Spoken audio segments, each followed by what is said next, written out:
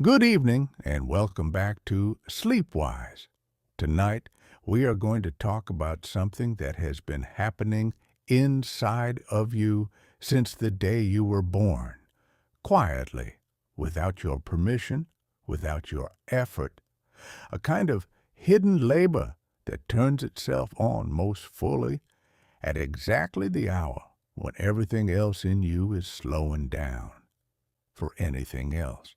Whatever kind of day you have had, whatever you carry into this room tonight, know that the moment you begin to let it go, something inside of you begins to gather itself for a task that is very old and very careful and very quietly on your side.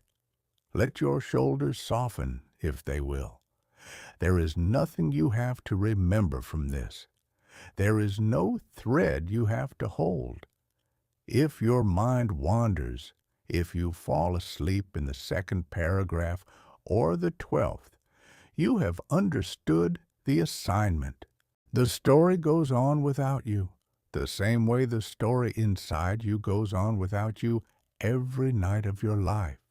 Tonight, we begin with an idea so ancient it almost seems too plain to state.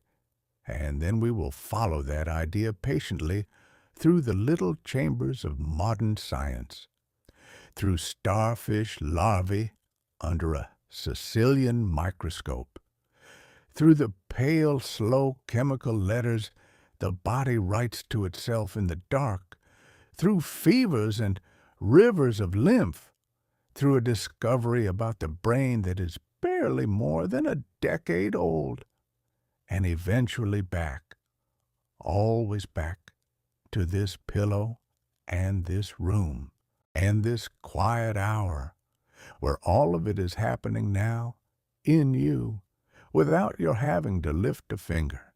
Long before any of the words we now use, immunity, antibody, cytokine, macrophage, long before any of them existed as words, there was a piece of advice so intuitive that it appears in nearly every culture that has ever kept records. When you are sick, rest, sleep it off. Let the fever break in the night. Get to bed. Take some broth. Close the shutters. This is such a familiar refrain that we tend not to notice it as advice at all. It is more like the temperature of the air around illness itself. And yet, if you pause on it, it is quite remarkable. Across many centuries, across languages that had no contact with one another, human beings converged on the same conclusion, that whatever kind of healing was happening inside a sick body seemed to happen better in the dark and better in stillness, and better in sleep. Hippocrates, in the 5th century before the Common Era on the small Greek island of Kos, wrote in his aphorisms that sleep and watchfulness, both of them, when immoderate, constitute disease.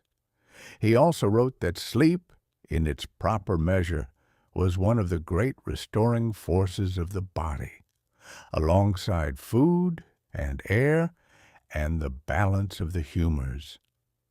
He did not know what we know now, of course. He did not know about white blood cells or interferon or the small clock genes ticking inside every immune cell in your body at this very moment.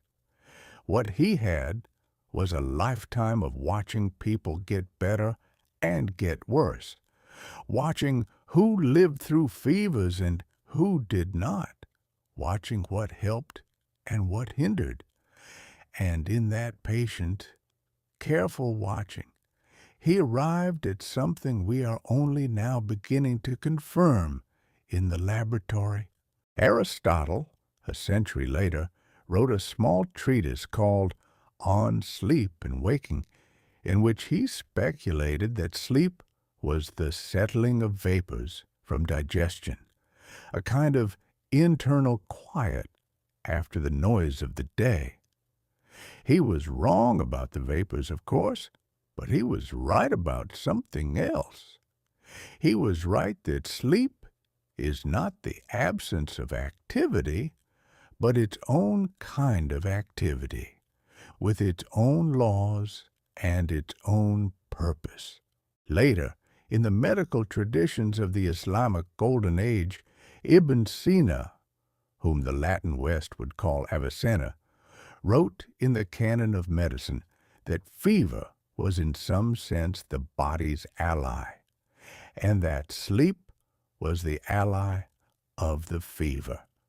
In the medieval convents and monasteries of Europe, in the great herbals compiled by nuns and abbots, we find recipe after recipe that ends with the same instruction: put the patient to bed in a warm, dark room, and do not disturb them. In folk medicine everywhere, the same instinct returns. A grandmother in a village in the Carpathians, a healer in the highlands of Mexico, a midwife in rural China, all of them across all these different worlds, offering the sick person the same simple gift: warmth, quiet, and the permission to sleep. It is very hard, I think, to overstate how correct all of these traditions turn out to have been. They knew, without knowing how, what it has taken us thousands of years and a great deal of very expensive equipment to begin to prove. That sleep is not merely the pause between rounds of the fight. Sleep is where a great deal of the fight actually takes place. There is a phrase in Old English usage that captures this beautifully. When someone had a bad fever and the family was worried, they used to say that the patient must sleep the crisis through. The word crisis, in old medical language, had a very specific meaning. It did not mean disaster, it meant the turning point. The moment when a disease reveals whether it will resolve or worsen. And what the wisdom of centuries had noticed was that the crisis, more often than not, happened at night. The fever peaked, the sweat broke, the patient slept, sometimes for hours longer than seemed reasonable, and then, when they woke, they were either much better or much worse, and the family knew which. The idea of the crisis night is, in a sense, a folk description of the immune system's peak hours. The old physicians did not have the vocabulary for cytokine storms and antibody titers, but they had the observation. The night was where things were decided. Even the design of the sick room in traditional cultures seems to have been shaped by this understanding. Heavy curtains against the morning light, a single low candle rather than the full brightness of a lamp, quiet voices in adjoining rooms, feet on soft cloth rather than hard floor. The whole ritual architecture of caring for a sick person was arranged to preserve the deep, dark hours in which the body was known to do its most important work. Modern hospitals, with their perpetual fluorescent hallways and their nightly interruptions for vital signs, are in some ways a departure from this ancient wisdom. There are movements now in medicine to bring some of that quiet back, to protect the sleep of hospitalized patients, to dim the lights, to cluster interventions, so that people are not woken every 2 hours through the night. It is, in its way, a return to what Hippocrates would have recognized as ordinary decency. And that is the idea we are going to sit with tonight, not as a slogan, not as a life hack, but as something almost sacred, something the body has been quietly doing for you every single night without asking, without needing to be noticed. Before we can walk further into the dark, we need a very gentle sense of what we mean when we say immune system. I use that phrase, and probably you have heard it 1,000 times, and yet if I were to ask you to point to your immune system, you couldn't. Not really. It is not one organ. It is not tucked in one place the way the heart is, or the liver. It is more like a distributed, listening, remembering presence, spread through nearly every tissue of your body, threaded through your blood, waiting inside the walls of your gut, patrolling the surfaces of your skin, resting in soft nodes tucked beneath your jaw and under your arms and along the folds of your abdomen. If you like, you can picture it this way. Imagine a very old house with many rooms and many doors and many small windows. And imagine that in every room of that house, at every window, at every door, there is a quiet person sitting in a chair watching. Some of these people are very general in what they notice. They see anything strange and raise the alarm. Some of them are extraordinarily specific. They have been trained over years to recognize one particular kind of trespasser, and they will never forget that face, not even decades later. There are messengers who run from room to room, whispering. There are cleaners who arrive after the danger has passed. There are archivists who write down what happened in molecular ink so that the house will be prepared next time. That, in a very loose picture, is your immune system. Not one thing. A whole civilization of small, purposeful attentions. We speak, when we get more technical, of two great branches of this civilization. There is the innate immune system, which is the older branch, evolutionarily. It is the fast responder, the general watchman. If you cut your finger tonight and a stray bacterium slips in past the skin, the innate immune system will be the first to notice within minutes. Its cells, phagocytes, neutrophils, macrophages, will rush toward the intruder, engulf it, digest it, and issue chemical signals to summon reinforcements. It doesn't ask what kind of bacterium. It simply says, not self, and eats. Then there is the adaptive immune system, which is younger in evolutionary terms, and which is astonishing in a different way. It is slower to arrive, hours, days rather than minutes, but once it arrives, it learns. It looks carefully at the shape of the intruder, molecule by molecule. It produces cells and proteins tailored exactly to that shape. It remembers. Years, sometimes decades later, it will recognize that same pathogen at the door and neutralize it before you ever feel sick. The vaccine you received in childhood is a conversation with this branch of your immune system, one that most of your other cells will never know about. Both of these branches are working tonight. Both of them right now at this hour, in the quiet dark of your body, are keeping watch.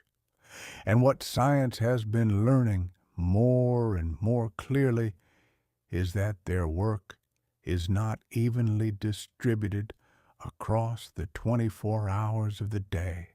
There are hours when they are calmer, more diffuse, and there are hours when they gather themselves, close ranks, and become fully themselves. Those hours, it turns out, are the hours of sleep. I want to add one more small observation before we move on, because it is a piece of context that helps everything else make sense. Every single cell of your immune system contains a small molecular clock. This is not a metaphor. It is a set of genes with names like BMIL1 and PER that turn each other on and off in a rhythmic pattern that takes almost exactly 24 hours to complete. This clock is inside every one of your cells, not only your immune cells, but it is especially consequential in your immune cells because it shapes when those cells are active, when they migrate, when they release their signaling molecules, when they respond most vigorously to a challenge. Every immune cell in your body right now knows what time it is. It knows without having to be told, without having to consult any external clock, without any input from your conscious mind. The knowledge is inscribed in its DNA, ticking quietly all through the day and all through the night. And what the cell does at any given moment depends in significant part on what its small internal clock is saying about the hour. This is one of the most humbling facts I know about the body, that we are not one thing with one schedule, that we are a great federation of trillions of small ticking timekeepers, each one holding its own version of the hour, each one adjusting its behavior accordingly. Which brings us to the next idea. We tend, in our culture, to speak of sleep as rest. We say we are going to get some rest. We say we need a rest. And there is something true in that, of course. The muscles do slacken, the heart slows, the pace of breath deepens and lengthens. If you were to put a hand on your own chest right now and simply notice the tide of your breathing coming in and going out, you would feel a body preparing to be still. But I want to invite you tonight to consider a slightly different picture. What if sleep is not rest at all in the way we usually mean the word, but rather a shift? What if sleep is when a very particular workforce inside your body clocks in and begins its labor, work that could not be done during the noise of the day, work that requires exactly the stillness and inattention that you are supplying right now simply by lying here? This is not a metaphor. This is quite literally what happens. During the daytime, when you are awake, your body is optimized for a certain kind of engagement with the outside world. Your muscles are ready to move. Your senses are open. Your attention is directed outward. And in this configuration, certain hormones are running at high levels. Cortisol, in particular, that great hormone of alertness, of readiness, of getting things done. Cortisol has many roles, and one of them, quietly, is to keep the immune system relatively subdued. This is not a mistake. The body, during the day, is spending its energy on the tasks of daytime, and it doesn't want the immune system to raise every small alarm in the middle of a meeting or a walk or a meal. So cortisol dampens things down. It says, in effect, we will handle that later. Later means now.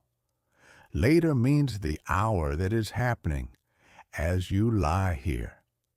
As night comes, and as sleep begins to take you, cortisol falls. It falls slowly, then more steeply, and by the middle of the night, it reaches its lowest ebb of the entire 24-hour cycle. And as cortisol falls, other things begin to rise. Melatonin rises, and we will come to that. Growth hormone rises. Prolactin rises.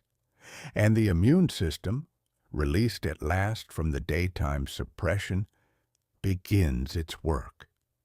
Immune cells that spent the daytime patrolling the bloodstream begin to migrate into the lymph nodes. Communications between them intensify. Chemical messengers, which have proper names we will meet in due course, begin to flow more freely. The whole system, which during the day was on a kind of standby, comes fully online. If your body is currently fighting an infection, the fight escalates now. If your body is currently learning a vaccine, the learning deepens now. If your body has any small wound, any minor inflammation, any lingering irritation, the repair crews come out now. There is a beautiful phrase in scientific writing called temporal partitioning. It means simply that different biological tasks are assigned to different times of day, so that they do not interfere with each other. Your body has decided over millions of years that the immune system's most complex work must happen in the temporal partition of the night, when you are still, when you are safe, when the demands on your energy are at their lowest. There is a wisdom in that decision that is older than any wisdom we could bring to bear on it ourselves. And you are living inside that wisdom right now, without having to do a single thing to summon it. Let the shape of that idea settle for a moment before we go on. The body is not resting. The body is on the other shift, and you are giving it exactly what it needs simply by lying quietly here in this dim room, on this pillow, at this hour. There are certain clues in the everyday experience of being ill that our ancestors noticed long before any laboratory ever confirmed them. One of the most striking, I think, is the way that fever behaves at night. Anyone who has ever cared for a sick child or been sick themselves knows this pattern. In the morning, the temperature is nearly normal. By early afternoon, perhaps a little warm. By evening, it begins to climb. And by the middle of the night, the fever burns at its highest. Then, in the hours before dawn, it begins to fall again, so that by morning the sick person feels almost well, deceptively well, and then the whole cycle begins again the next day. Physicians as far back as Galen noticed this rhythm. They called it in Latin the diurnal variation of fever, and they did not know what caused it, but they knew it was there, and reliable, and often diagnostic. We now understand something of why this happens. The immune system, as we said, is largely suppressed by cortisol during the day and released from that suppression at night. And when the immune system rises, one of the very tools it uses is heat. It produces chemical signals, cytokines, which travel to a small region of the brain called the hypothalamus, and which reset the body's internal thermostat upward. Your body, in effect, decides that it wants to be warmer for a while. It shivers to generate heat. It closes down the small blood vessels near the skin so that heat is retained. It piles the heat inward, and that heat is not pointless. It is, we believe, both a signal and a weapon, a signal that mobilizes more immune cells and a weapon that slows the replication of many pathogens, which have evolved to thrive at the body's normal temperature and struggle at a few degrees higher. At night, when the daytime hormones step back, this whole apparatus is freer to operate. The fever climbs. Somewhere at 3 in the morning, in a bedroom you might picture as very much like your own, a lamp turned low, a glass of water on the nightstand, a hand resting across a pillow, the sick body is doing its most concentrated work. That work feels awful, of course. Fever is uncomfortable, sweating, chills, the strange dreams. But behind the discomfort, an entirely purposeful process is underway, and it is timed to that hour on purpose. You may have also noticed that when you are getting sick, your evenings feel different. A slight ache appears in the lower back. A heaviness settles behind the eyes. The desire for company drops away. The desire for a warm bed rises. This, too, is not accidental. This, too, is the immune system already beginning its evening shift, sending out its early messengers, gathering itself in preparation for the deeper hours. If you have ever felt yourself in the late afternoon sensing that you were about to be sick, and by dawn you were fully in it, you were feeling the immune system gearing up on its natural clock. There is something almost tender in noticing this pattern. The body is trying to tell you in the only language it has that this is its hour, that it needs at this hour only your permission, only your stillness, only your willingness to lie down and let it work. Everything else it will do itself. And this is, I think, one of the very oldest kinds of trust that a creature can have in its own body. To know that when the night comes and the fever rises, something knows what it is doing, and that something is you, in a form of yourself older and quieter than the you that goes about the daytime. Now, from these ancient observations, we begin to move forward in time to the small, very cold laboratory where a Russian scientist, on a working holiday in Sicily in 1882, will look into a microscope and see for the first time one of the small hunters of the body at work. His name was Elie Metchnikov. He was born in 1845 in a small town in what is now Ukraine, into a family of minor nobility. He was, by all accounts, brilliant, restless, and given to great dark moods.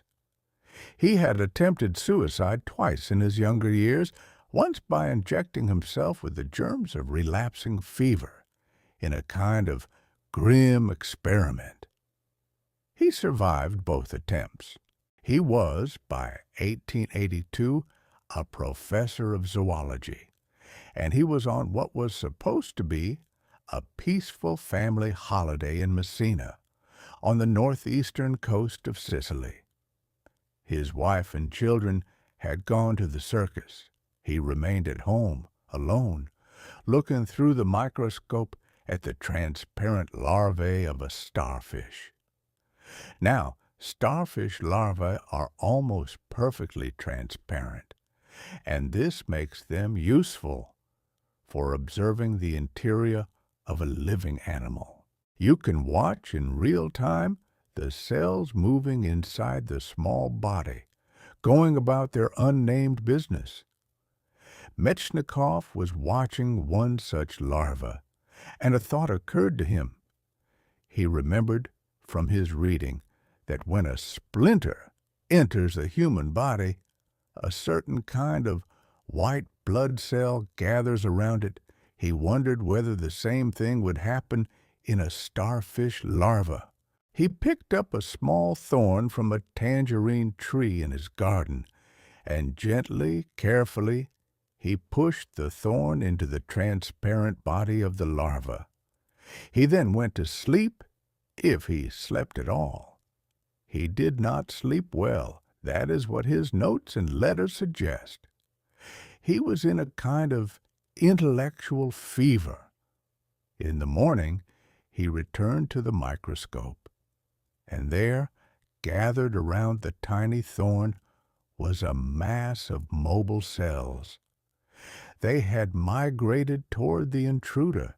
They were, quite visibly, engulfing it, wrapping themselves around it, trying to consume it. He watched them for a long time in the small, hot laboratory in Messina, with the sea outside, and he understood that he was watching something no one else in the world had yet seen. He was watching the immune system in action. He called these cells phagocytes, from the Greek phagon, to eat, and ketos, cell, eating cells. He wrote later that the moment he saw them, I felt I had made a great discovery, and I paced about the room. I even went to the seashore to collect my thoughts. His discovery, when he published it, was met with great skepticism, especially by the German school of immunology, which believed at the time that the body fought infection through the fluids of the blood, not through cells. There was a long and sometimes bitter debate that stretched across the next 2 decades. Was immunity a matter of eating, as Metchnikoff insisted, or a matter of dissolving, as his rivals believed? The answer eventually turned out to be both. In 1908, the Nobel Prize in Physiology or Medicine was awarded jointly to Elie Metchnikoff and to Paul Ehrlich, the great German immunologist, for their complementary work on immunity. The cells and the fluids were both real. The eating and the dissolving were both true. The body had 2 arms, and both worked together. But it is Metchnikoff's discovery I want to hold in our minds tonight, because it is such a small, quiet image, a single scientist in a warm room watching very small cells move toward a very small thorn. The image of a body defending itself, one careful cell at a time. Those same cells, or their distant descendants, are moving inside you right now.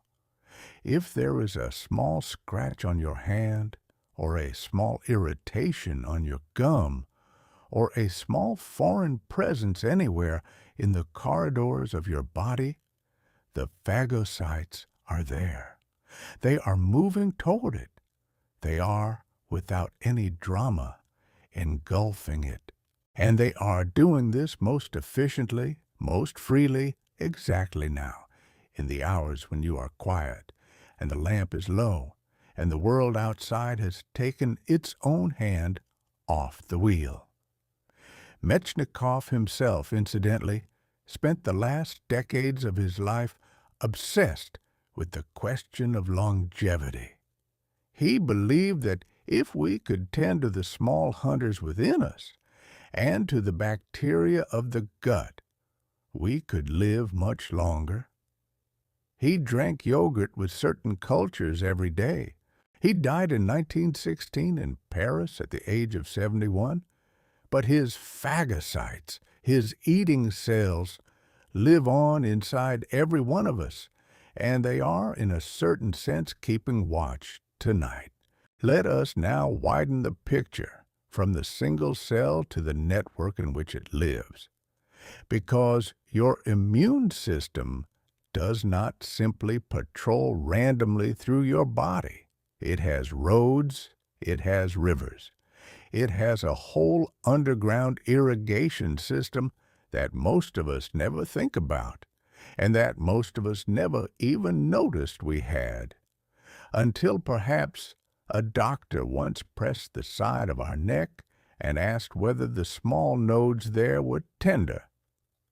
The system I am speaking of is called the lymphatic system. It is, in a way, a shadow twin of the circulatory system. You know your blood, of course. You know that your heart pumps it through great vessels that branch and branch until they become the finest capillaries, threading through every tissue, and then gather again into veins that return to the heart. That is the great obvious river system of the body. But quietly, alongside it, there is another river system, one without a central pump, one that moves not blood, but a pale, clear fluid called lymph. Lymph is, in its simplest description, the fluid that seeps out of your blood capillaries, bathes your tissues, and then must find its way back home.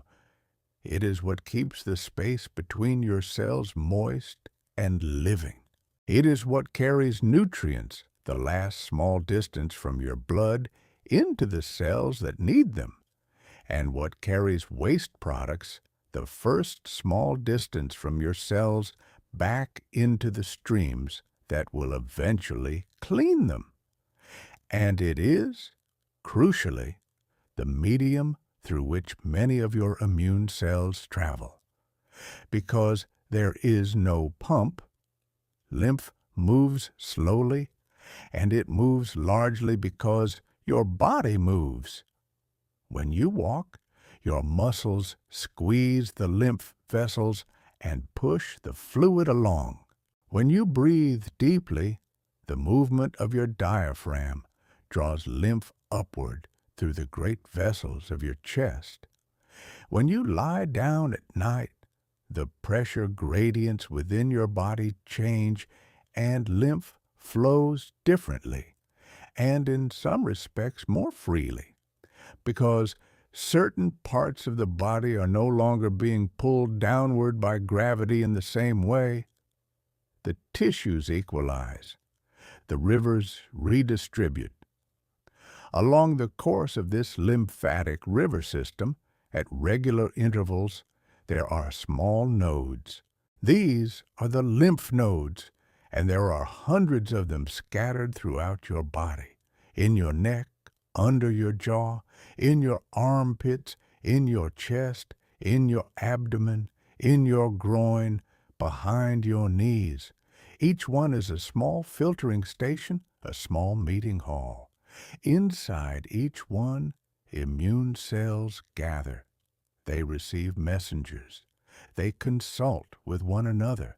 When you are fighting an infection nearby, the local lymph nodes swell, because they are hosting a great crowd of cells all deliberating on the same problem. When your doctor palpates the sides of your neck and asks whether they hurt, this is what she is checking. At night, something quite remarkable happens in the traffic patterns of this system.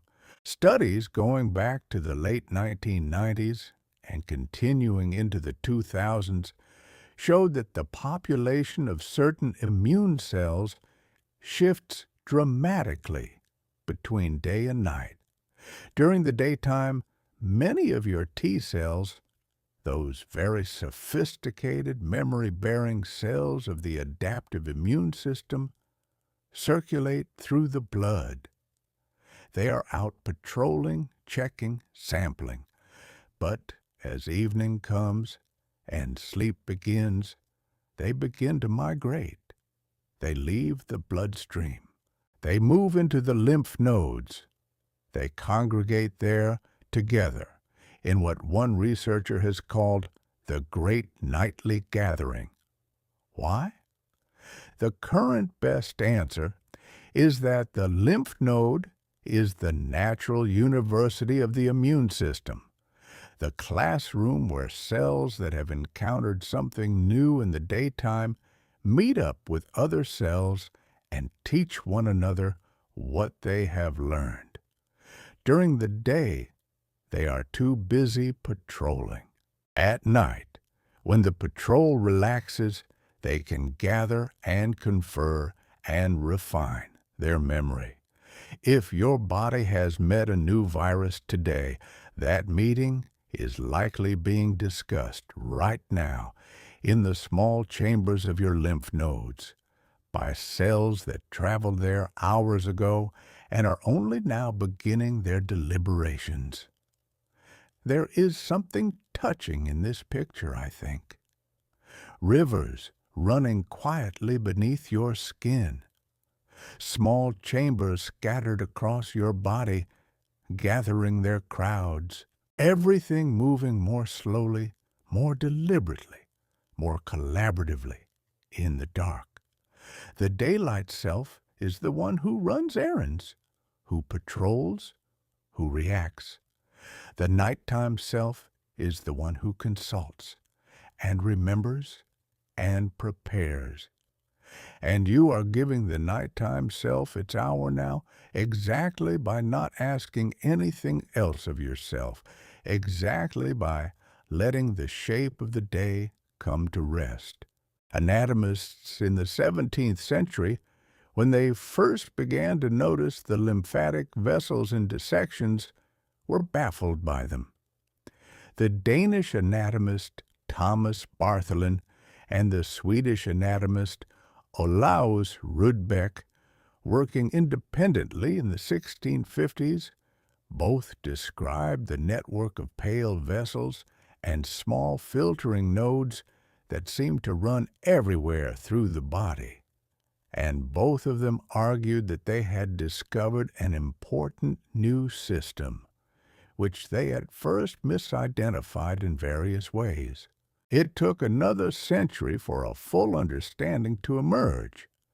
And even now, in the 21st century, the lymphatic system remains one of the most undertaught parts of medical education, in the sense that most people, including most doctors, have a much clearer, intuitive picture of the heart and blood than they do of the pale, slow rivers underneath.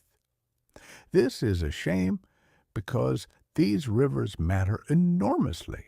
They carry away every day the fluid that would otherwise cause tissues to swell. They deliver immune cells to the places where they are needed. They collect, in their nodes, the intelligence gathered from every corner of the body. They are the body's information system as much as they are its drainage system. And they do their most focused work, quietly and beautifully, at night. To understand how the body knows that it is night and how that knowledge is passed to the immune system, we must speak of a small pale hormone with a strange history. Its name is melatonin. Its story in the annals of biology is one of the shortest and one of the strangest, because it was not discovered until 1958, and its role in immunity was not seriously explored until decades after that. And even now, in the middle of the 2020s, new roles for it are still being uncovered every year. Melatonin is made in a small structure at the very center of your brain called the pineal gland. The pineal gland is roughly the size and shape of a small grain of rice. It sits deep in the interior of the brain, in a place that is protected from the light of the outside world by many layers of tissue. And yet, remarkably, the pineal gland is exquisitely sensitive to light, not directly, but by way of a very careful chain of signals. Light enters the eye, is registered by special cells in the retina, and the news of that light is passed through a series of neurons, first to a small clock in the brain called the suprachiasmatic nucleus, and then along a long pathway down to the pineal gland. When the pineal gland receives the news that darkness has fallen, it begins to release melatonin into the blood. When it receives the news that light has returned, it stops. Melatonin is, in a way, the chemical announcement of night. It is your body's molecular way of saying it is dark and we are safe, and we can begin the other work now. When you take a melatonin supplement, you are, in effect, sending your body a false rumor that night has begun. When you look at a bright screen late in the evening, you are, in effect, sending your body a false rumor that night has not yet come.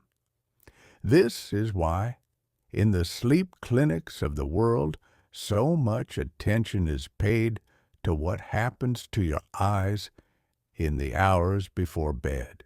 You are talking to your pineal gland whether you know it or not. For a long time, melatonin was known simply as a sleep signal. It rises in the evening, peaks in the middle of the night, and falls before morning. And its rise coincides with, and helps to bring on, the feeling of drowsiness that carries you into sleep.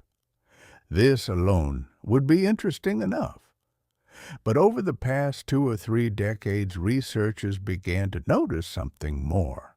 They noticed that immune cells themselves have receptors for melatonin on their surfaces. They noticed that when melatonin is present, certain immune functions are heightened. They noticed that in animals whose pineal glands were removed or whose melatonin was blocked, immune responses were weaker. It became clear that melatonin was not merely a sleep signal. It was also a kind of night pass, a molecule that opened certain doors in the immune system that were closed during the day. We now know that melatonin acts, among other things, as an antioxidant, sweeping up damaging free radicals in the tissues. It appears to enhance the activity of natural killer cells, a particular kind of immune cell that patrols for cancerous or virally infected cells and eliminates them. It appears to modulate the balance of certain cytokines, tuning the immune response so that it is vigorous where it needs to be vigorous and calm where it needs to be calm. It appears to help regulate the sensitive orchestra of inflammation so that the fire of an immune response burns brightly enough to do its work, but not so brightly that it damages the surrounding tissue. All of this happens quietly every night in you. As you lie here, at whatever hour this is, melatonin is very likely already flowing through your bloodstream. It has already told your immune cells that the night has come. They have already begun to shift into their nighttime configuration. And nothing has been asked of you except that you should be here, in this room, in the dim light, letting the natural rhythm proceed. If your day was long, if the light was too much, if you had to be alert for hours when you would rather have rested. The body forgives all of that, provided that you now let the darkness do its slow work of setting the clock right again. There is no need to remember any of this. It is only a shape, a picture, a small pale hormone rising in you like the tide, unlocking the doors of the night. The pineal gland itself, that small structure at the center of your brain, has one of the strangest histories of any organ.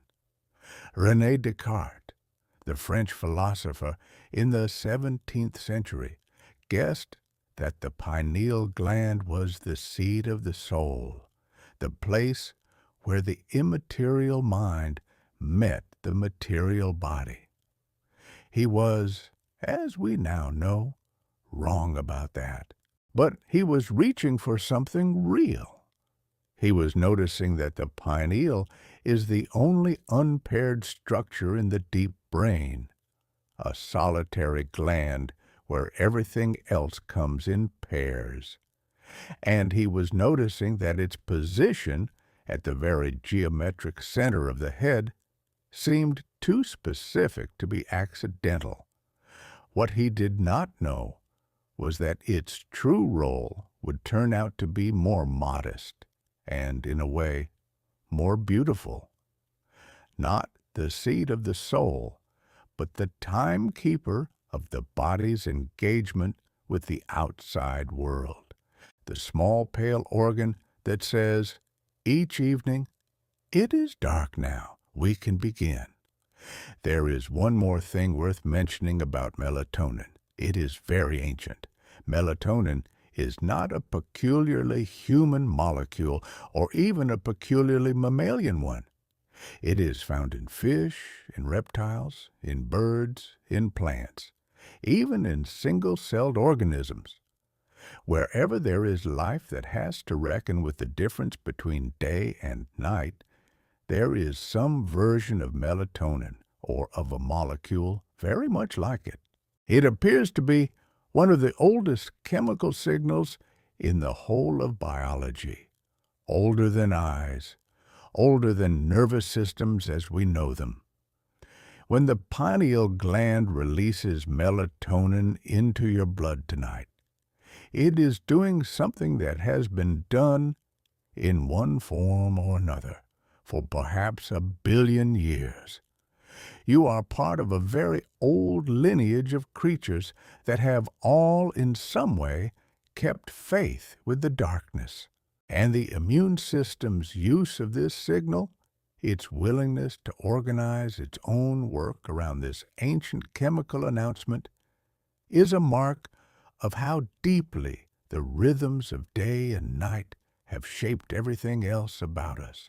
We speak now of sleep itself, not of sleep as one uniform thing, but of sleep as a landscape, with its own hills and valleys, its own light, and its own dark.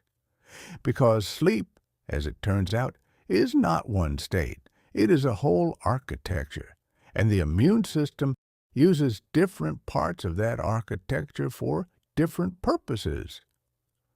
When you first fall asleep tonight, you will drift through a light kind of sleep, the kind from which you're easily woken by any small sound. Then you will descend, over perhaps 20 or 30 minutes, into a deeper kind of sleep, and then deeper still into what sleep scientists call slow-wave sleep, or deep sleep. In slow-wave sleep, the brain's electrical activity slows and synchronizes, so that if you were to look at a recording of it, you would see great long rolling waves rising and falling with a very slow regular rhythm, hence the name.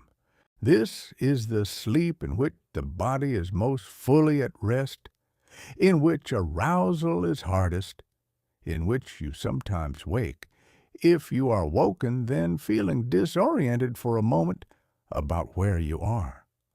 For a long time, slow-wave sleep was thought of primarily as the recovery phase of the night. It is indeed when the body does much of its physical restoration. But in the past 20 or so years, researchers have come to understand that slow-wave sleep is also the peak hour of a very particular kind of immune activity. During slow-wave sleep, the body releases a surge of certain hormones, growth hormone, which is not only for children, but continues its work in adults all through life, and prolactin, which we tend to associate with lactation, but which also plays a role in immune signaling. And these hormones together, in the specific chemical environment of slow-wave sleep, drive the proliferation of T cells.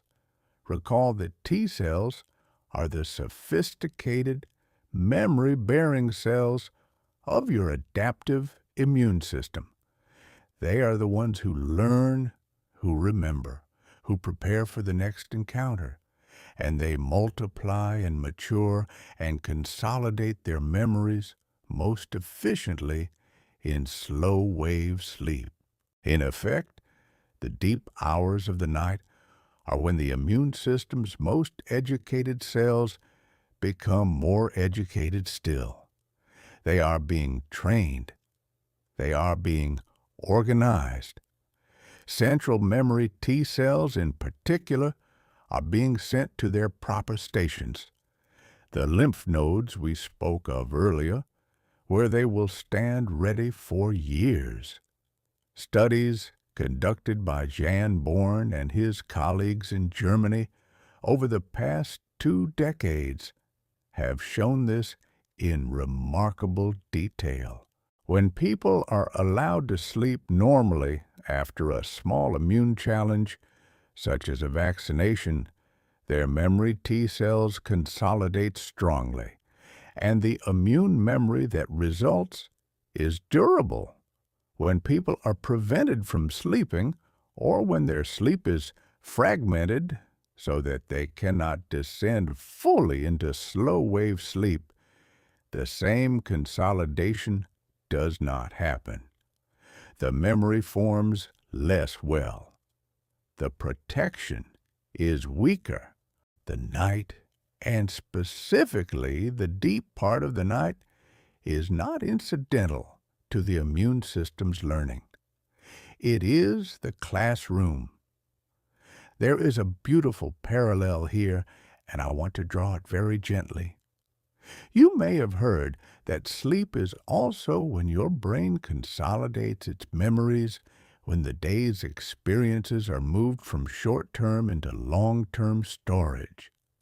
This is true, and it happens during specific phases of sleep as well. So, imagine, if you like, a great parallel act of consolidation happening in you tonight. Your brain is consolidating what it learned today. Your immune system is consolidating what it learned today. Both of them, in the deep dark of slow-wave sleep, are quietly writing down what they need to remember so that they will be ready for tomorrow. You do not have to do anything for this to happen. You do not have to think about it or intend it. It is happening now in you as you lie here. The great waves are already rolling in the brain. The hormones are already rising. The T cells are already multiplying in small, quiet chambers of your body. It is one of the many kindnesses of being an animal that so much of what matters proceeds without our supervision. Let the ideas settle, and let the body do what it does. We come now to what I think is one of the most poetic corners of the immune system, though I say that as someone with no scientific reputation to protect. I mean the cytokines. The word cytokine comes, again, from the Greek kitos, cell, kinein, to move, cell movers. The name refers to a large family of small proteins that are released by cells and that carry messages between them. When one cell releases a cytokine, other cells with the right receptors can hear that message and change their behavior accordingly. In a certain sense, cytokines are the language in which the immune system talks to itself. They are the chemical letters that the body writes at night, and each one has its own name and its own dialect and its own purpose.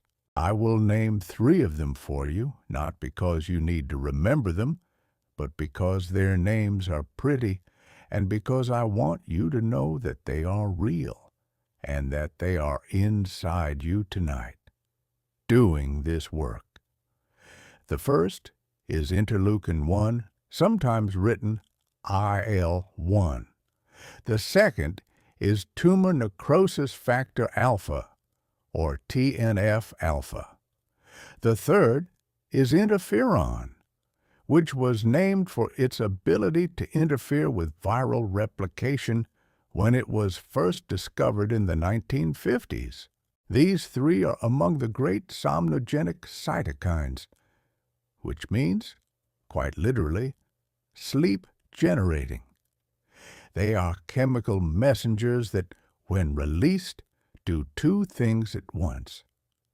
They tell other immune cells to prepare for battle, and they tell your brain, gently and firmly, that it is time to sleep. This is why, when you are getting sick, you feel so tired. It is not because your energy has been used up. It is because your immune system is actively producing chemicals that make you sleepy, so that you will lie down and be still and let the immune system do its work. Interleukin-1, released by macrophages that have encountered a pathogen, drifts up into your brain and acts on the hypothalamus, and one of the effects is the deepening of slow-wave sleep. Tumor necrosis factor alpha does something similar. Interferon does its work too. All of them are, in effect, chemical whispers from the immune system to the rest of you, saying, "Rest now. We need you still. We are handling this." If you have ever been sick and had that strange, heavy, dense feeling of sleep, the kind of sleep in which you dream vividly and wake sweating and feel almost like you are underwater, that is, in part, cytokines at work. That is your body giving itself over to a deeper stillness than ordinary sleep, because there is a task that requires that stillness. The cytokines produced during an infection, in general, deepen slow-wave sleep, which then, as we saw, is exactly the sleep in which T cells consolidate and immune memory is formed. There is a loop here. The immune system releases chemicals that make you sleep more deeply. The deep sleep helps the immune system do its work. The work releases more chemicals, and around in a spiral of healing until the pathogen is dealt with, and the cytokines subside, and the sleep returns to its ordinary rhythm, and you wake one morning and realize that you feel almost like yourself again. There are also, of course, cytokines that turn the immune response down when it has gone on long enough. Interleukin-10 is one of these. It is a gentle voice that says, "We have done what we needed to do. It is time now to calm the fire." This, too, is important. An immune response that never turns off becomes damaging in its own right. Much of chronic disease is understood now as an immune system that has lost its off switch. And here again, sleep helps. The nightly rhythm of sleep and waking gives the immune system its natural pattern of engagement and rest, its rise and its fall, its call and its recall. Without sleep, the system does not fully know how to end its own response. There is also a fourth cytokine I want to mention because it has been much in the news in recent years and it plays a particular role in the night. It is called interleukin-6, or IL-6. It is a versatile signal, sometimes pro-inflammatory, sometimes anti-inflammatory, depending on the context in which it is released. Under ordinary conditions, IL-6 rises in the blood during the night, peaks in the early morning hours, and falls again by day. This rhythm is part of the normal daily choreography of the immune system. But IL-6 is also one of the signals that rises sharply during infection or injury, and its levels in the blood are used in clinical practice as a rough measure of how vigorously the immune system is engaged. When people do not sleep well over long periods, their baseline IL-6 tends to drift upward, which is one of the ways in which chronic sleep loss can become chronic low-grade inflammation. The signal that was meant to rise and fall becomes stuck slightly on, and the body pays a small tax for that stuckness over years. I hope you will forgive one small aside. There is something in me that finds the image of the body writing chemical letters to itself at night quite moving. These are not orders exactly. They are more like the notes people used to leave for each other on the kitchen table. Small pieces of information dropped where they will be found by the right person at the right time. The house of the body is full of these notes tonight, and you do not have to read any of them yourself. They are addressed to other rooms. If you would like an image to hold this. Picture a great old library, quiet in the middle of the night, with a single lamp burning at each desk.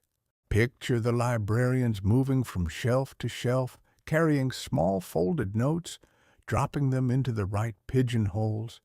Picture the notes being picked up in the morning, read, understood, acted upon.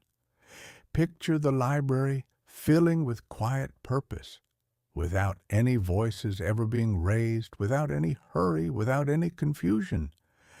That is your immune system tonight. That is what the cytokines are doing. They are the notes and the librarians, both at once. And the library is you. We now step into the modern laboratory, into the specific experiments that took what for centuries had been folk wisdom and made it into measured, published fact. Because it is one thing to say that sleep helps the body fight infection. It is another to say that people who sleep less than a certain number of hours have a specifically measurable increase in the rate at which they catch colds when directly exposed to the cold virus.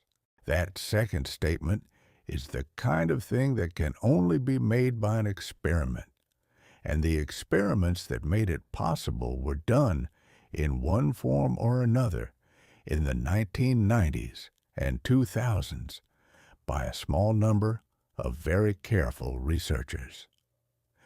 The name most associated with this work is Sheldon Cohen, a psychologist at Carnegie Mellon University in Pittsburgh, who spent much of his career studying the surprisingly strong links between mind, mood, sleep, and physical health. In a series of studies, Cohen and his colleagues did something that sounds almost audacious. They recruited volunteers, first assessed their sleep habits, then quarantined them in a hotel, and deliberately administered a dose of rhinovirus, the common cold virus, directly into their nostrils. Then they watched over the following days to see who got sick and who did not. Everyone was exposed to the same virus in the same amount under the same conditions. The only major differences were in the people themselves. What Cohen found in study after study was that sleep was one of the strongest single predictors of who caught the cold. People who habitually slept less than 7 hours a night were significantly more likely to develop a full cold after exposure than those who slept 8 hours or more. The size of the effect was not small.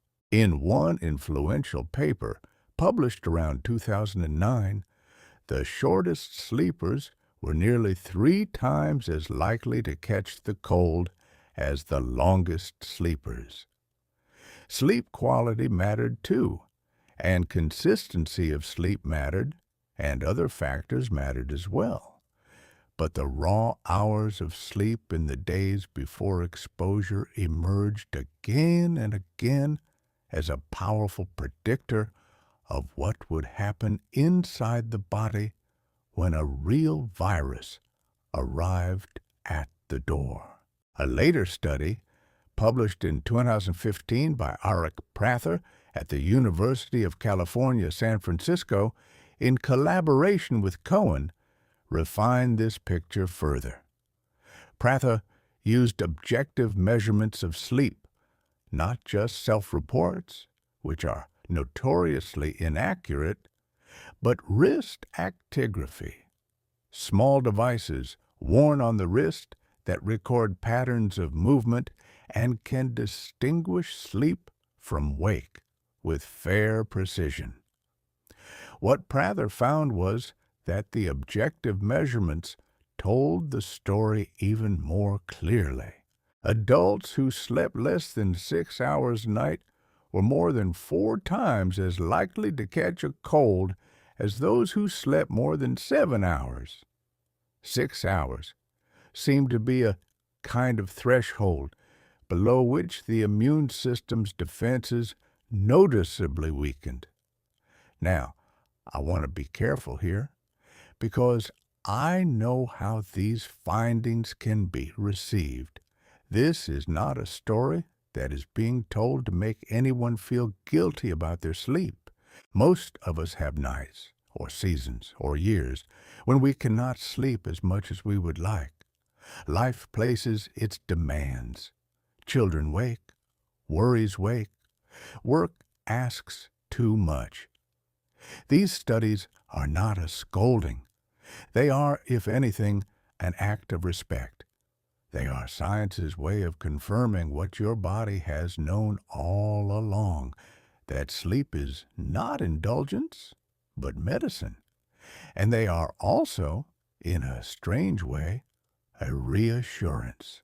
Because on the nights when you are able to sleep, when you are able to descend into the deep hours as you are descending now, you are giving your body one of the strongest defenses it has.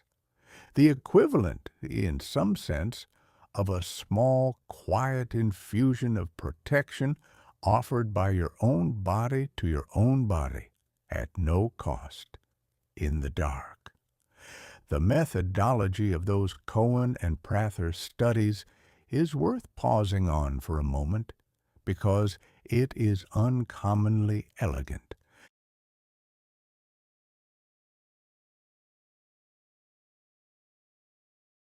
The researchers, for their part, weighed used tissues to quantify how much mucus a participant was producing, a fairly humbling detail of the science, and confirmed the diagnosis of infection with laboratory testing. It was, in effect, a small clinical experiment on the common cold, run again and again over many years with hundreds of volunteers. And the shape of the answer, from study to study, remained stable. Sleep mattered. It mattered a lot. It mattered more than many other factors people usually think of first, like age or gender or fitness level. There have been other experiments too. Studies of the vaccine response, which we will come to shortly. Studies of wound healing, which shows that wounds heal faster in people who sleep well. Studies of natural killer cell activity, which show that even a single night of restricted sleep can measurably decrease the number and activity of these cells the next day. There are studies of surgical recovery, which suggest that patients who sleep well after surgery heal faster and have lower rates of infection. There are studies of shift workers who spend years working against the natural clock and whose rates of certain infections and inflammatory conditions are, on average, elevated compared to people who work ordinary daytime hours. The picture is not simple, and it is still being refined, but the direction is consistent. Sleep is one of the immune system's most important helpers, and the help is quantifiable in units measured against controls, published in peer-reviewed journals, and confirmed across many labs. The old grandmothers were right. The old physicians were right. And you, tonight, in your quiet insistence on being here in this bed at this hour, are doing something wise. You do not need to think about it that way. You do not need to think of it at all. But it is worth knowing, I think, that the choice to lie down and rest is not empty. It is an act with real consequences, mostly good ones, inside a body that has been waiting for exactly this hour. Let me sit for a moment with the phenomenon we have already brushed against, because it is worth naming more directly. I mean the strange, heavy sleepiness that comes with being sick. You know it well, I imagine, when a cold is beginning, or the flu, or any of 100 small infections. You feel first a kind of dull fatigue, then a sinking, then an almost weighted quality in your limbs. Reading becomes hard. Conversation becomes hard. The idea of anything but lying down begins to feel like a great imposition. If you have children who are sick, you have watched this too. They collapse. They will not eat. They want only to lie against your shoulder, or to sleep in your lap, or to drift on a couch in the middle of the afternoon. This deep sleepiness is not a coincidence. It is, in fact, one of the immune system's most direct interventions in your behavior. They shut down the parts of you that would ordinarily be seeking food or company, and the body cannot, and they turn up the parts of you that afford to spend energy on running around, on socializing, stillness, on eating heavy meals. This is, I think, digestion. One of the most elegant strategies the body issues in the whole through the immune system's own chemistry. The body, a kind of when it is fighting an infection, everything else, needs a great deal of energy. Now. It needs to raise its temperature. We need the fuel here. We need the stillness here. It needs to synthesize antibodies about this arrangement, one molecule at a time. Your body does not merely hope that you will rest when you are sick. It arranges. It is through the very in a very literal biological sense a prescription unwritten by the immune system itself. It removes and any attempt to override it so that you will not have to soldier on discipline while sometimes necessary. You lie down, life being what it is also a small betrayal because of what the body has become the thing you crave more whenever we can. Food or love, we should say yes to the sleep the illness asks for. The illness is asking for it because the healing needs it.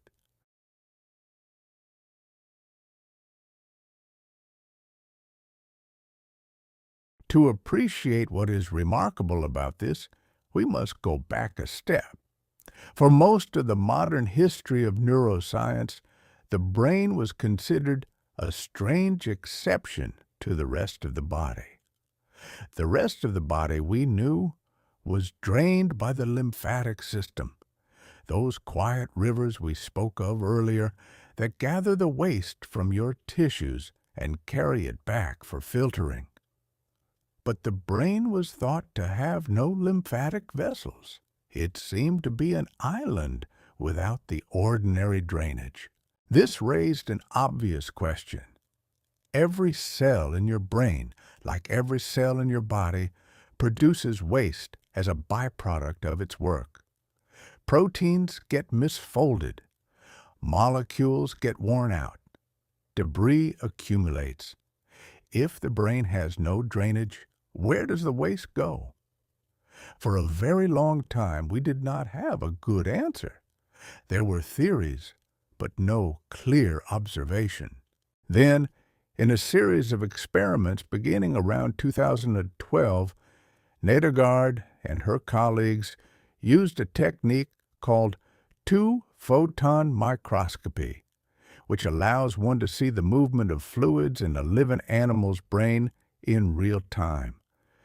They injected small fluorescent tracers into the cerebrospinal fluid, the clear liquid that surrounds the brain and spinal cord, and they watched on the screen where it went.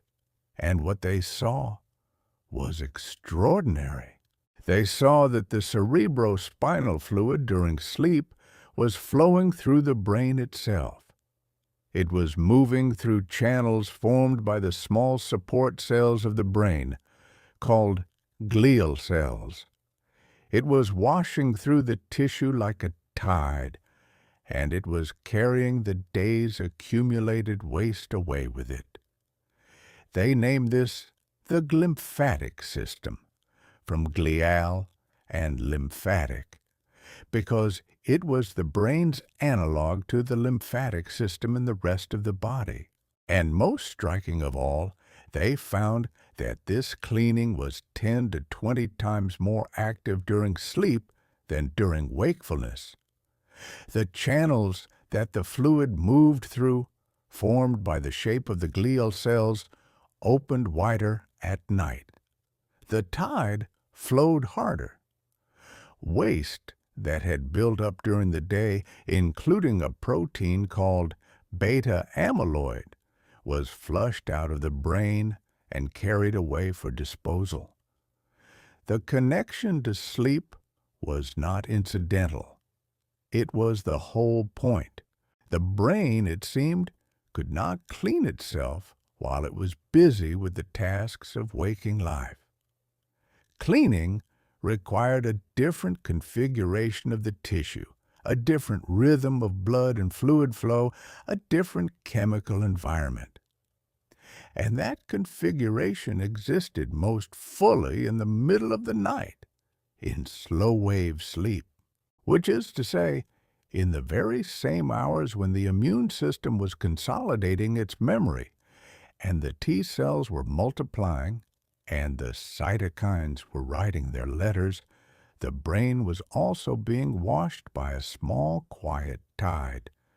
Now, the glymphatic system is a story primarily about the brain, but it is also, in a broader sense, a story about the immune character of the whole night. Because what Nedergaard's work revealed was that many of the processes we associate with immune function, clearing debris, removing damaged molecules, resolving inflammation, are happening in the brain too, and they are happening during sleep, and they are happening in ways that are still being uncovered. It has since been shown that some of the small vessels around the brain do, after all, connect to the lymphatic system. The line between immunity and cleaning, between defense and maintenance, is much more blurred than we once believed, and sleep is at the very heart of that blur.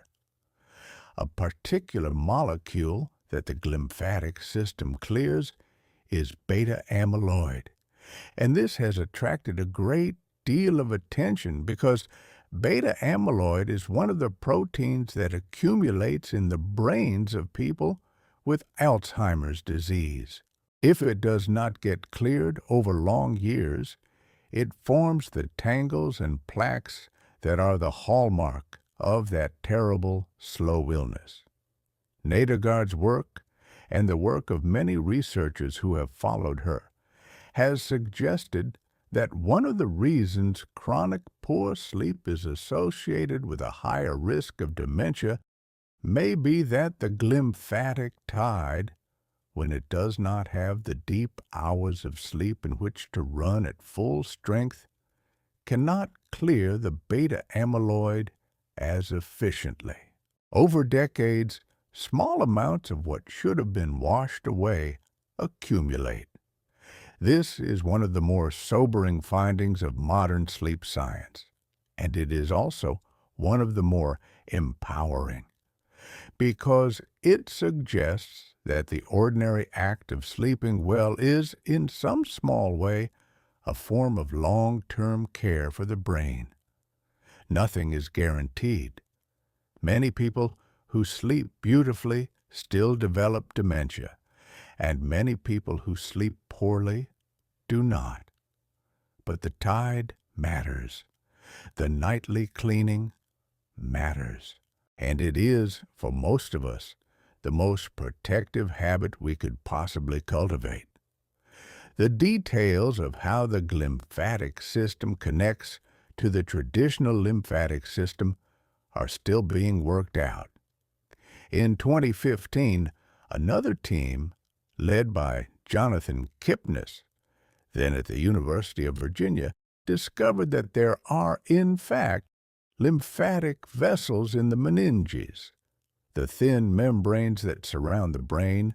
This overturned more than a century of textbook teaching that had insisted the brain was a lymph-free zone.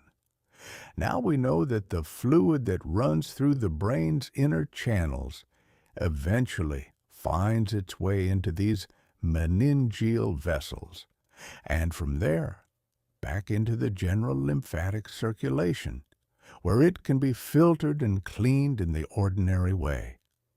The brain is, after all, part of the body, and the body is, after all, a single, unified system in ways that even our most modern textbooks have sometimes been slow to acknowledge. There is an image I keep returning to when I think of Nedergaard's discovery, the picture of a great old house and of a tide that comes in each night, quietly, through the rooms, taking away with it the small accumulations of the day. Nothing is destroyed. Nothing is scolded. The tide simply moves through and takes what needs to be taken and leaves the rooms fresh for the morning. This is happening in your brain right now. whether you are asleep already or still on the drift toward it. The channels are opening. The tide is beginning. There is nothing you need to do. There is nothing you need to know. The house is being tended. Let us return gently to the question. We look up fever at 3 in the morning because I want to number is considered dangerous differently than we did before. The emergency room becomes advisable. Often experienced all of this an enemy. Understandable. When our child spikes a high temperature in the middle of the night, or when we very high fevers, especially in the very young and the very old, fever can be dangerous. We reach and modern medicine has good tools for managing cloth on the forehead, but the fever itself, considered as a biological phenomenon, is not an enemy of your body. It is, in fact, an act of your body. Your body is choosing deliberately. They have to optimize their enzymes. Your body is spending precious energy to do whole small biological existence. It would be biologically absurd for your body to do this. When your body raises its temperature by a few degrees, that many of these pathogens begin to struggle. It is quite considerable. Their enzymes work less efficiently. Pathogens that make us sick have evolved to thrive at the normal human body temperature. They cannot replicate 37 degrees Celsius, so the raised temperature or 98.6 degrees Fahrenheit, a weapon against the invader. At the same time, the raised temperature is a boost for your own immune cells. Many immune cells work more efficiently at slightly elevated temperatures. They move faster, they divide more quickly, they release their chemical messengers more freely. Fever is, in a certain sense, a tide that lifts the friendly boats and grounds the hostile ones. It is a coordinated shift in the whole internal climate of the body, tilted in favor of the defender. And crucially, fever is coordinated with sleep. As we discussed earlier, fevers tend to rise at night when the cortisol suppression lifts and the immune system is freer to act. The night is the natural time for the body to raise its temperature because the body has fewer competing demands then, because the ambient environment is often cooler, because the person is likely to be still and warm under blankets, retaining the heat that the fever generates. There is a strange grace in this. The body has arranged its inner fight so that it happens in the very hours when the outer conditions are most favorable for it. Warm blankets, dim rooms, quiet houses, everything conspiring tenderly in the direction of healing. I want to invite you, if you find yourself sick some night in the future, to try holding the fever in this way. Not as a violation of the body's proper order, but as an expression of it. You are burning because there is something to burn. You are burning because your body has been asked and has consented to do this small hot work on your behalf.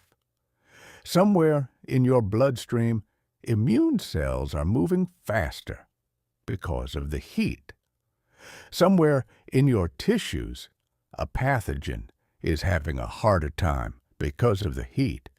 And meanwhile, you are lying in a bed in the middle of the night, doing the only thing that is asked of you, which is to be still.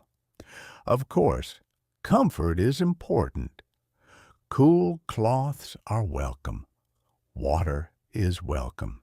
Medication, when needed, is welcome. Nothing in this reflection is meant to encourage suffering. But underneath the discomfort, an old, strong ally is at work. The fever at bottom is on your side. We have said that sleep helps your immune system fight infections that are already happening.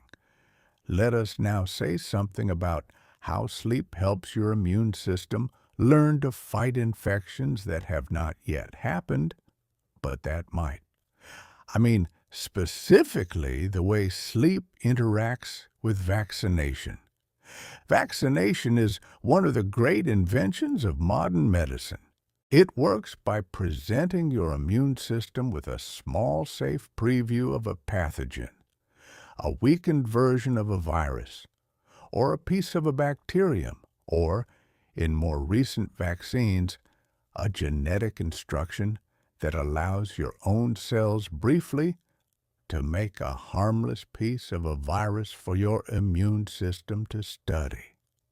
Your immune system, encountering this preview, does what it does with any encounter. It examines, it confers, it generates antibodies and memory cells tailored to that particular shape. And then it remembers for years, sometimes for the rest of your life. If the real pathogen ever comes, your immune system is ready. It recognizes the face at the door. It neutralizes the intruder before it can cause harm. For this to work well, the immune system needs to consolidate what it has learned. It needs to move the new information from a fleeting, temporary state into a durable, long-term one. And this consolidation, as we have been discussing all along, happens most efficiently during sleep. In the early 2000s, researchers began to study this directly. In 2002, Karina Spiegel and her colleagues at the University of Chicago published a study in which they gave healthy young adults a flu vaccine. Half of them were then allowed to sleep normally. The other half were kept awake for a night. 10 days later, the researchers measured the antibody response in both groups. The result was striking. The people who had been allowed to sleep normally had produced roughly twice as many antibodies to the flu virus as the people who had been sleep-deprived. Twice as many antibodies, the same vaccine, the same dose, the same otherwise healthy young bodies. The only difference was 1 night of sleep.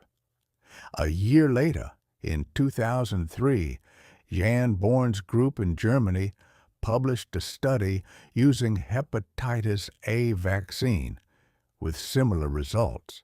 The people who slept well after their vaccination had a stronger and more durable antibody response than those who did not. Subsequent studies with other vaccines have generally confirmed the pattern. Sleep is not merely helpful after vaccination. It appears to be part of how the vaccine works. The vaccine provides the information. The sleep provides the consolidation. Some clinics now include, as part of their vaccination guidance, the simple recommendation to sleep well the night before and the night after a vaccine. This is not superstition. It is the reflection of a real biological effect, and it is another small confirmation of the theme we have been circling all evening. The immune system does its most careful, most durable, most memory-forming work during sleep. Whatever it has learned during the day, it inscribes at night. Whatever preparation it needs to make for the future, it makes at night. The night is the study hall. The night is the classroom. And you have been giving it that classroom every night of your life, ever since you were born. Follow-up studies of the Spiegel work showed that the difference between the well-slept and the sleep-deprived group was still detectable a full year later. A year later. One night of missed sleep at the time of the vaccination had produced a measurable weakening of the immune memory that persisted for months. This is a striking demonstration of how consequential a single night can be, and how the body's decisions in one small window of hours can ripple forward through time in ways we would never ordinarily be able to see. If you have received a vaccine recently, or if you receive one in the future, know that the small, tender soreness in your arm the next morning is not the whole of the effect. Deep inside you, in lymph nodes not far from that arm, cells have been sitting together in the dark, studying the shape of what they were shown. Some of those cells will still remember 10 years from now, some of them 30, all because you gave them quite unknowingly the nights they needed to learn. We have spoken throughout this hour of what happens when the shift goes as it should. Let us speak now briefly and gently of what happens when it does not. Because there are, of course, seasons of life in which sleep is scarce. New parents know this. People caring for a sick family member know this. People working shifts against the natural rhythm of day and night know this. People with insomnia or with chronic pain or with worries that will not release them at bedtime know this. It would be dishonest to speak of the immune system's love of sleep without also acknowledging that many people, through no fault of their own, cannot always give it what it wants. When sleep is chronically insufficient, and by that I mean regularly, less than 6 or 7 hours a night, over long periods, the immune system's finely tuned rhythm becomes less finely tuned. Natural killer cell activity, which we spoke of earlier, decreases. The balance of inflammatory cytokines shifts. Certain markers of chronic low-grade inflammation, interleukin-6 is one, C-reactive protein is another, tend to rise. This is not a moral failing of the sleeper. It is a mechanical consequence of the system not receiving its scheduled hours of maintenance. The classroom is empty. The lessons cannot be given. The rivers cannot flow at their proper depth. Things slowly begin to accumulate that should have been cleared. Over the long term, chronic sleep loss has been associated with a variety of health effects that make more sense in this light. Increased susceptibility to infections, yes, but also elevated risk of cardiovascular disease, of certain metabolic disorders, of some cancers, of some cognitive changes. Much of this is thought to be mediated, at least in part, by chronic inflammation, which is another way of saying an immune system whose off switch has been worn down by too many nights of never being fully allowed to complete its work. I say this not to alarm anyone, and certainly not to add worry to whatever worries you may already carry to bed. I say it because I think there is something quietly restorative in understanding it. Not every night has to be perfect. Not every week has to be perfect. The body is quite forgiving. It compensates. It catches up when it can. But the direction is worth knowing, that sleep is not one of many equally weighted health inputs. but a foundational one on which many other systems quietly rely. If there is anything you can do in your circumstances to give yourself a little more sleep, a little more consistency, a little more darkness at the right hours, your immune system will thank you quietly in ways you may never directly notice. And even on the nights when sleep does not come easily, there is value in simply being still, in lying down, in closing your eyes, in letting the body enter, if it can, the low, quiet state of pre-sleep, even if full sleep is elusive. Some of the same rhythms begin. Some of the same hormones shift. It is not as complete as sleep itself, but it is not nothing. And it is worth remembering on hard nights that you have not failed. You have simply given the body what you could. That, too, the body understands. Now let us come back from these worries to this particular night, which is the only night that concerns us here. Whatever your general pattern, tonight you are lying down. Tonight the darkness has come. The room is quiet. The shape of the day is fallen away. Tonight, at least, the body is being offered its full opportunity. Let it take what it needs. Why is any of this the case? Why did the body evolve to concentrate its immune labor in the hours of sleep? Why not spread it out evenly through the 24 hours? Why not run the immune system at full capacity all the time so as to be ready for anything at any moment?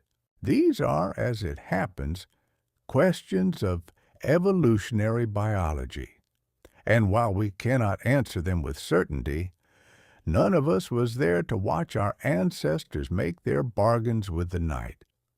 We can sketch the logic that most modern researchers find persuasive.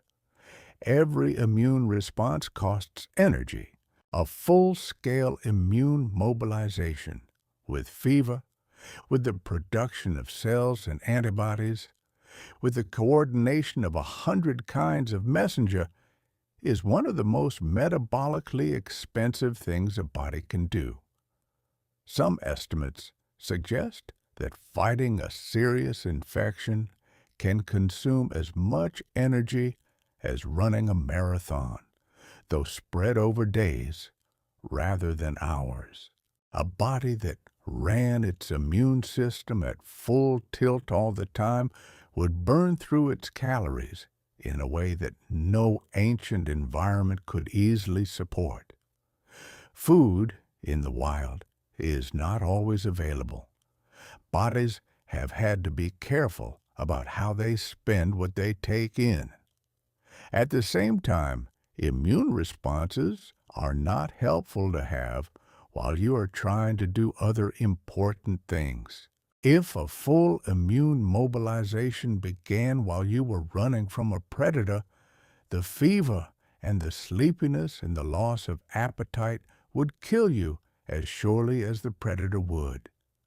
If a full immune mobilization began while you were hunting your next meal, or gathering food for your children, or building shelter against the winter, it would compromise those tasks.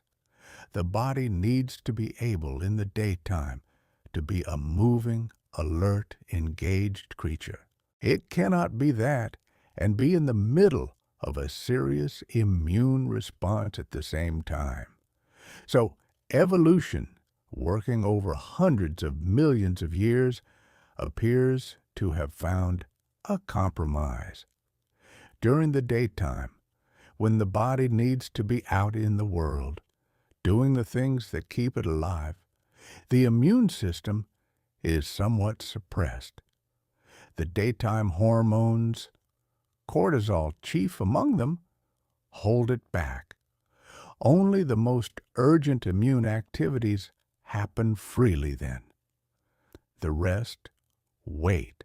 When night comes and the creature returns to its den or its nest or its bed and lies down safely, the daytime hormones fall and the immune system rises. Now, in this hour of stillness, when the creature is not being asked to run or hunt or fight, the body can spend the enormous energy that immune work requires.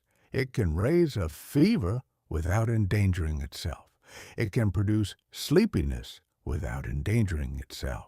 It can consolidate memories, generate cells, resolve inflammation without competing with the demands of the outer world.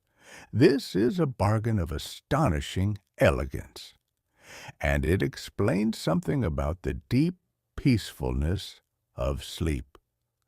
The reason it feels so right to lie down in the dark, in a safe place, at the end of a day, is that this is exactly the configuration your body has been evolved for. This is the hour it was built for, not merely because it is tired, though it is, but because it has other, older, more important work to do in this hour, work that requires exactly this posture and exactly this stillness. Your body, in going to bed tonight, is not withdrawing from its life. It is entering the deeper part of its life, the part that has been arranged for many millions of years to happen only here. It is worth noticing, too, that this evolutionary logic explains something about why animals sleep at all, which has long been one of the great puzzles of biology. From a purely surface point of view, sleep looks like a very risky thing for a creature to do. For hours at a time, the animal is unconscious. It cannot detect predators. It cannot flee. It cannot defend itself. Any species that came up with a way to skip sleep entirely, one might think, would have a great evolutionary advantage. And yet, no such species exists. Every animal that has been carefully studied, from insects to fish to elephants, sleeps in some form. Even the ones for whom sleep is dangerous, like migrating birds and marine mammals, have evolved elaborate half-sleeping arrangements rather than abandon the practice altogether. Whales and dolphins, for example, sleep with one hemisphere of the brain at a time, so that they can continue to swim and surface for air. Birds on long ocean crossings sleep in tiny microbursts, seconds at a time, on the wing. The persistence of sleep, in the face of all its apparent disadvantages, is one of the strongest arguments that whatever sleep does must be very important. It must be so important that the risks are worth taking, that no alternative arrangement has ever competed successfully with it, that 400 million years of evolutionary pressure have not been able to eliminate the need for it. And what sleep does, we are now learning, includes exactly the things we have been talking about tonight. It permits the immune system to do its heavy work. It permits the brain to be cleaned. It permits memories to be consolidated. It permits the delicate rebalancing of 100 systems that cannot rebalance while the creature is up and moving. This puts sleep in a different light, I think, not as a lazy or indulgent state, but as a state so fundamentally necessary that it has been worth every predator that has ever caught a sleeping animal, worth every risk of vulnerability, worth every hour lost to it that could have been spent hunting or gathering or watching. The bargain was struck a long time ago, and no creature has ever found a better one. You are living inside that bargain now. There is, I think, a great dignity in this arrangement and a great trust. Your ancestors, in some very deep sense, trusted their nests and their dens and their beds. They trusted the darkness. They laid down in it and let the immune system do what it does. Every one of them, going back through the whole long chain of evolution, made that same bargain and lived long enough to pass it on. You are the current holder of that bargain, and the terms have not changed. Lie down. Be still. Let the shift begin. I want to pause here for a moment and speak to you quite directly, because it occurs to me that we have been through a great deal tonight. Phagocytes and lymph and melatonin and cytokines and T cells and glymphatic tides and Metchnikoff and Cohen and Nedergaard and Sicilian starfish and Pittsburgh hotel rooms. And you have been very kind to follow me this far, or to have let some of it wash over you without needing to follow it at all. Either way is perfectly fine. Either way, you have understood the essential point. The essential point is not any of the details.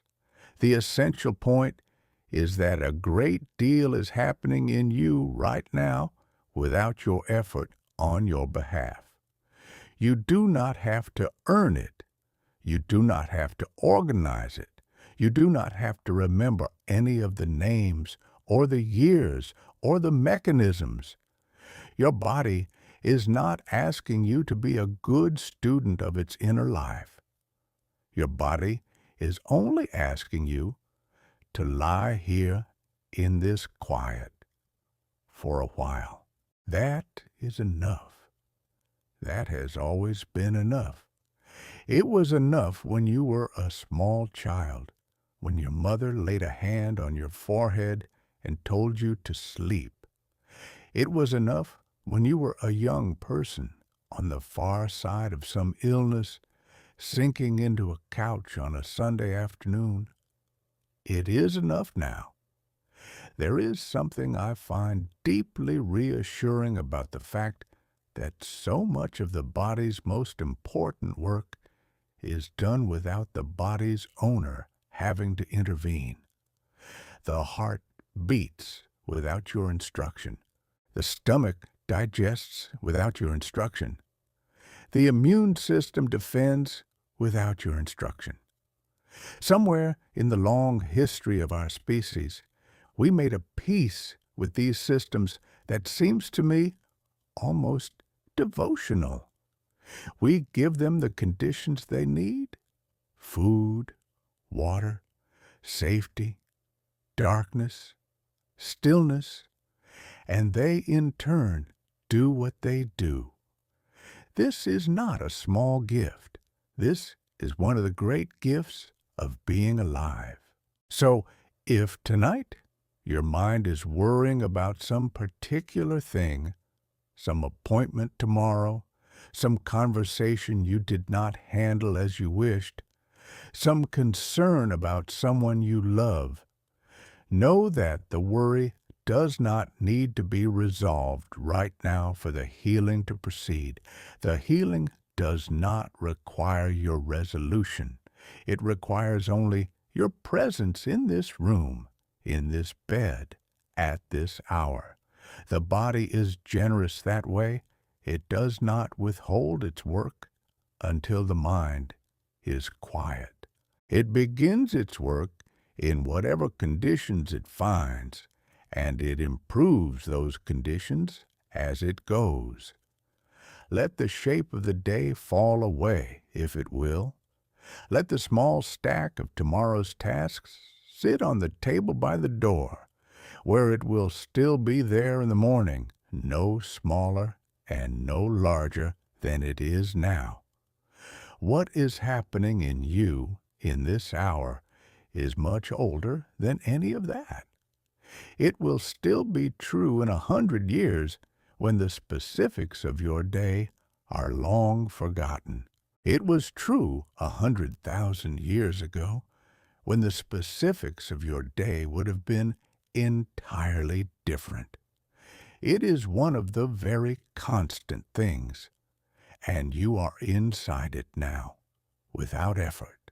For all of that, for all of the mechanisms we now understand, and all of the studies we have run, and all of the beautiful names we have given to the small workers of the body, it is worth saying, before we come to the end, that a great deal about how sleep and immunity work together remains unknown.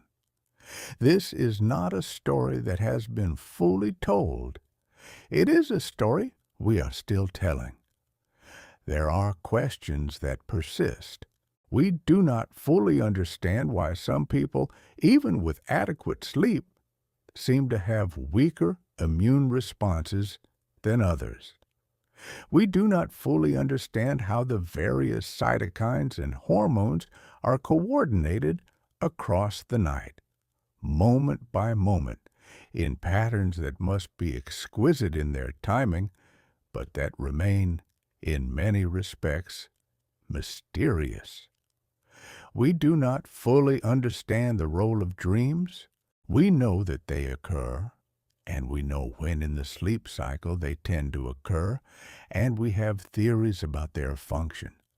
But the relationship between the images that pass through your mind at 3 in the morning and the immune labor happening in your lymph nodes at the same moment is still largely uncharted territory. We do not fully understand the glymphatic system yet either, though the outlines are becoming clearer. We do not know all the ways in which the state of the gut and its enormous population of resident bacteria communicates with the state of the immune system during sleep. We do not fully understand the very old questions that Metchnikoff wondered about. Questions about how the health of the small hunters relates to the length and quality of a life. These are all questions that will be answered, if they are answered, by scientists still to be born, or by scientists who are only children now, or by scientists who are just at the beginning of their careers as we speak. There is something, I hope, comforting in this too. Not everything in the world has been figured out. Not everything has been reduced to a mechanism, a paper, a slogan. There is still mystery in the body. There is still mystery in the night. There is still tonight in you a great deal happening that no one, in any laboratory, in any city, can fully account for. And you are that place. You are the place where the mystery is being enacted, quietly, without anyone watching, without any need for anyone to watch. Very old cultures used to speak of sleep as a small death and of waking as a small resurrection. This is not, I think, a bad metaphor. Every night you lay yourself down. Every morning you rise. In between, you were somewhere. You were doing something. You were being cleaned and repaired and remembered by a body that was doing all of this on your behalf, in the dark, in silence, in the small, unrecorded hours. And the fact that you cannot quite remember in the morning what happened in you during that time. This is not a failure of memory. This is a kind of privacy. Your body took care of you privately, as it prefers to. I think it is fitting that the fullest workings of our own bodies remain, in some measure, hidden even from ourselves. It preserves a certain modesty at the heart of things. It reminds us that we are not, in the end, entirely engineered and known. There is still in each of us a small dark room where the important work happens, and we are not asked to file a report on it in the morning. We are only asked to have been there. The mystery is not a lack. It is a fullness that has not been fully described, and it does not need to be described for it to hold you. We come now to the last few minutes of our time together. The lamp is dim. The room is warm. Perhaps you are already very close to sleep, and my voice is only a background texture, one you will not remember in the morning. Perhaps you are still awake, listening, but you can feel that the listening itself has grown softer and less pointed, and more like a slow drift than a directed attention. Either is perfect. Either is exactly right. Let me leave you with this. Tonight, somewhere inside your body, at every moment, there are cells that were named by a Russian scientist watching a Sicilian starfish in 1882. There are chemical messengers whose names contain the number of the interleukin they are, and whose small proteins are drifting across the small spaces between cells to deliver news. There is a small pale hormone rising in your blood, put there by a gland the size of a grain of rice, deep in your brain. There is a slow tide beginning to move through the channels of your brain, washing away the traces of the day. There are T cells gathering in lymph nodes, quietly consolidating what they have learned. There is, if you have any small infection anywhere in your body, a fever that may or may not be perceptible to you, arranging itself for its most concentrated hour. All of this is happening in you now. None of it requires you to do anything except what you are doing. Lying here, breathing, letting the day recede, letting the night take you. The people who love you wherever they are tonight are also doing this. Somewhere a lamp is being turned off. Somewhere a hand is being laid across a pillow. Somewhere a small child is being tucked in and told to rest. All over the world, in every language, in every kind of house, this same slow settling is happening. And in every one of those bodies, the same small hunters are gathering themselves for their nightly work. It is one of the most quietly universal things human beings do. It is one of the most quietly universal things any animal does. You are part of that great settling now. You are one of the many. You are being carried gently on a rhythm much older than your name. Rest here as long as you like. There is nowhere else you need to be. There is nothing else you need to know. Your body has everything in hand. The night is doing its work, and the work is being done kindly. Thank you for spending this time with me. Thank you for trusting the shape of the evening. Thank you more than anything for letting yourself lie down. Sleep well. Good night.